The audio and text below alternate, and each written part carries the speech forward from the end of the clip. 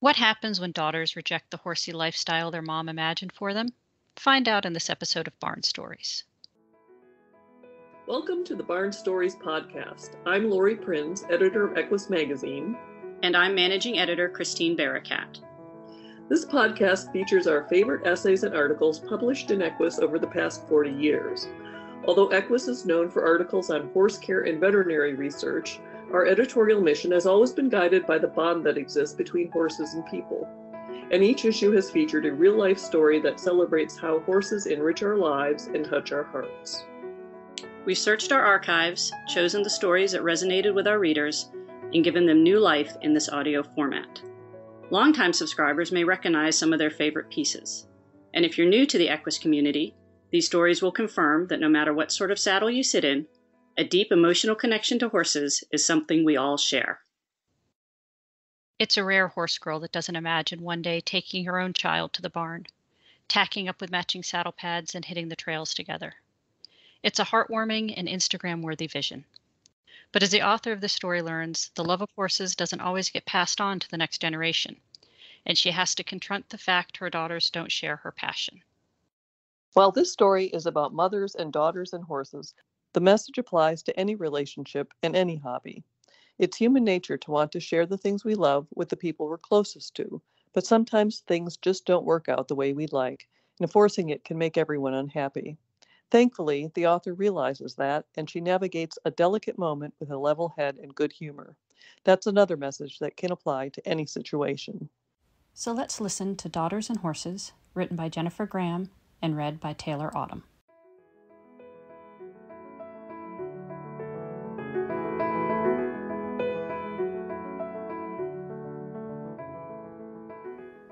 On my bookshelf are treasured relics of childhood.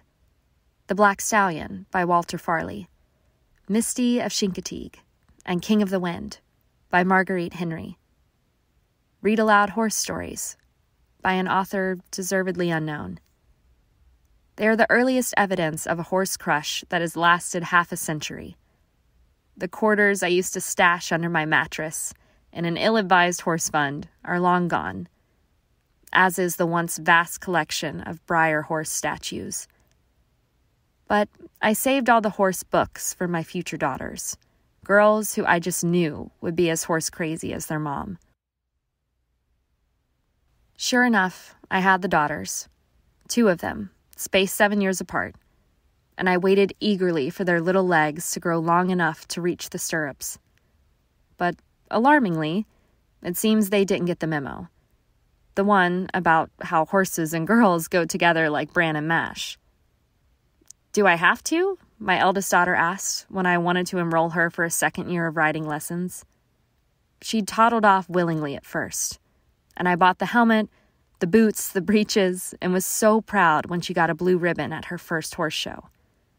Well, yes, everybody got a blue ribbon. They were second graders. Nobody needs to know. She learned how to groom and to mount, and how to hold the reins just so. How to post, how to nudge a trotting school horse over a cavaletti. But that was it. She never got to the thrill. The part where you're so scared going around the turn and everyone is watching you. You're terrified you're going to fall off. But then you're cantering and your horse approaches the jump calmly and lands on the right lead. And it is all so lovely and natural.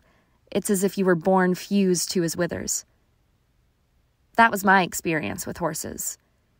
That and long, lazy trail rides over paths spongy with pine straw, and long, lazy afternoons just hanging out at the barn, soaping the saddle, smelling the leather, scrubbing buckets that were already clean, and performing any kind of work that would allow me to be near my love, to be near horses, even though none were my own.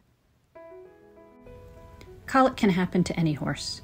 Protect yourself and your horse with Colic Care, SmartPak's free program that provides up to $10,000 in colic surgery reimbursement. Colic Care combines SmartPak's best hindgut supplements with preventive care from your veterinarian to help lower your horse's risk of digestive upset. Plus, you get the ultimate peace of mind knowing that you have the financial resources to provide the care your horse deserves should you ever need it. Visit smartpak.com/colic care or call 1-800-461-8898 to get started today. I so much wanted that for my daughters. But I also didn't want to be one of those moms, the kind who push and hover, parenting not for the child, but for themselves. So, no. No, honey, you don't have to. How about piano instead? I let go, because I'm laid back like that, and also because I had another daughter waiting in the wings. When it was her time, we went shopping again. More boots, more breeches, another ASTM SEI certified hat, and she, unlike her sister, was so excited. We had 2 donkeys in a little backyard paddock, and she'd ridden bareback on their backs, which wasn't real riding, but gave her a taste. And she had friends who had horses and lived at their barns, as I had. Finally, I was going to get my rider. She was the one. Until she fell off. 2 days into a week-long horse camp, she was asked too soon to go into a trot, and, in her enthusiasm, kicked the horse energetically. A rough canter ensued, then a hard fall. When the call came, I could hear her in the background, crying so hard she could barely breathe. I recognized the sound. It was the howling of yet another daughter who would not be a rider. I myself am a modestly experienced horsewoman, and know well the adage, you have to get right back on again. But when your arm is broken and your back is scraped raw, and they put you in a neck brace in the ER for 2 hours, you can't just get right back on, especially not when you're 11.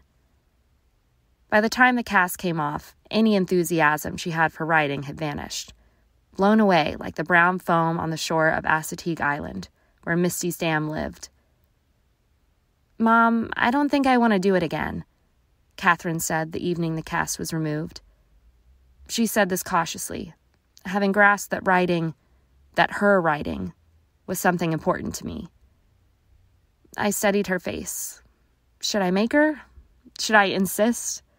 Should horses be like religion and music, something that everyone should have a baseline knowledge of, whether they want it or not? Did she need to do this? To conquer a fear, even though many people live upstanding, meaningful lives without ever coming within 10 miles of a horse? Or was it that I needed her to do this? Because I am a horse person, and I want to live among my tribe. These are existential questions for which there is no right answer. Only the right answer for me. I took a deep breath. "Okay," I said bravely. "You don't have to. How do you feel about rollerblades?" There are horse people and there are no horse people. And I'm pretty sure you're born one way or the other. If you're a horse person, there's nothing that can keep you off of a horse. But if you're not, there's nobody that can put you onto one, not even your own mother. Mamas, don't let your babies grow up to be cowboys. Strains of Willie Nelson floated mournfully through my head. But then came a new thought. My mother didn't ride. She dislikes horses. Maybe horse love is a genetic trait that skips a generation, like blue eyes or red hair. I'm keeping the boots and the helmets. With luck, and I have plenty of horseshoes around. Granddaughters are only a couple furlongs away. Thanks for listening to Barn Stories. We hope you enjoyed this episode. If you have a favorite article or essay from the Equus archives that you'd like us to feature in a future podcast, let us know. You can reach us at equusbarnstories, all one word, @gmail.com. Did you enjoy this episode of Barn Stories? Head over to iTunes to subscribe, rate, and leave us a review. Thanks for listening. The Barn Stories podcast is a production of the Equine Podcast Network, an entity of the Equine Network.